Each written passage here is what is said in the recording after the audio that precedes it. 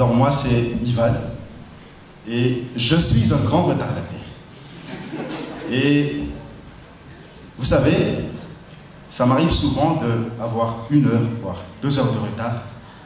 Tiens, je vais en cours, j'ai un cours de 8h à 10h, j'arrive carrément à l'amphithéâtre à 9h.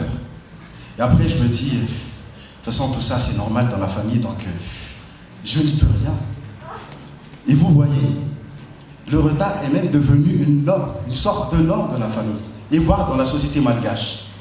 Et après je me dis, ça c'est un truc normal. Et ça continue, jusqu'au moment où je discutais à un ami qui se plaignait exactement de la même situation. Et là je me dis, mais il y a quelque chose qui cloche. Et là je me rends compte à quel point c'est ridicule. Et là je me dis, c'est une sorte d'esclavage dont moi j'en suis l'esclave, parce que ça m'empêche d'avancer, ça m'empêche d'atteindre mes objectifs. Bref, j'ai horreur de tout ça. Et là où je veux en venir, mesdames et messieurs, c'est que dans la société actuelle où nous vivons, là où les jeunes comme moi connaissent à peine leur histoire, là où la pauvreté et la corruption sont tellement ancrées dans notre culture que tout le monde pense que c'est normal. Et d'ailleurs, ce sujet, c'est devenu un sujet banal que tout le monde en parle au quotidien, mais personne n'agit.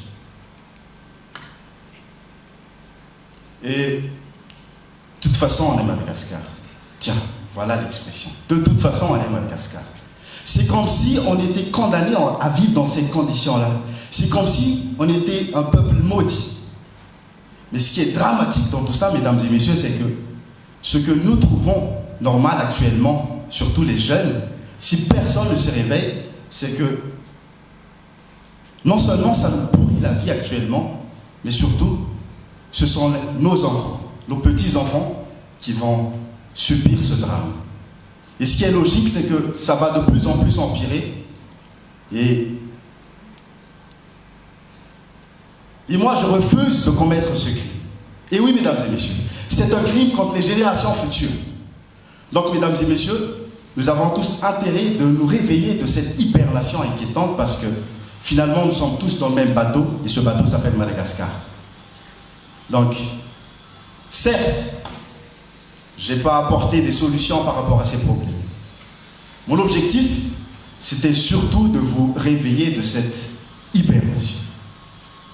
Et après tout, il me semble que c'est la meilleure des choses qu'on puisse offrir à un peuple déraciné, à un peuple déboussolé. Car un peuple conscient est un peuple qui sait qui il est.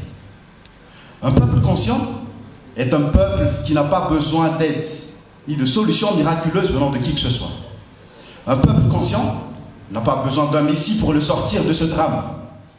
Un peuple conscient est un peuple qui se soucie de son avenir, mais surtout de l'avenir des générations futures.